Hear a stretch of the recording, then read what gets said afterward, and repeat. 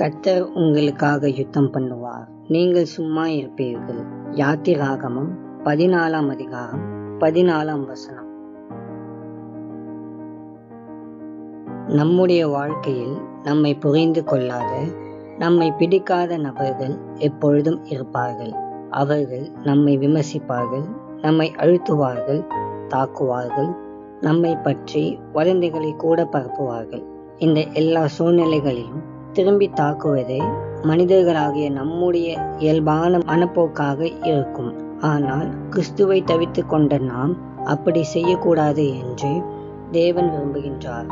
நமக்கு எதிராக தாக்குதல்கள், பொய்கள் மற்றும் நியாயமற்ற விமர்சனங்களை எதிர்கொள்ளும் போது, அதற்கு பதிலாக நாம் எதுவும் செய்யாமல் இருக்கும்போது நாம் கிறிஸ்துவை போல இருக்கிறோம். நமக்காக தேவனே கிரியை செய்வார். அன்பின் ஆண்டவரே, உமக்கு ஸ்தோத்திரம். கர்த்தாவே, இந்த நல்ல நாளுக்காக உமக்கு நன்றி. நீர் எங்களுடன் எப்பொழுதும் இருக்கின்றீர் என்பதை நாங்கள் அறிந்திருக்கின்றோம்.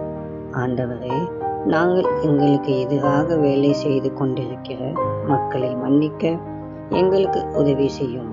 நாங்கள் உம்மையே நோக்கி பார்க்க கிருபை தாரும். இயேசுவின் மூலம் ஜெபிக்கிறோம் பிதாவே, ஆமென்.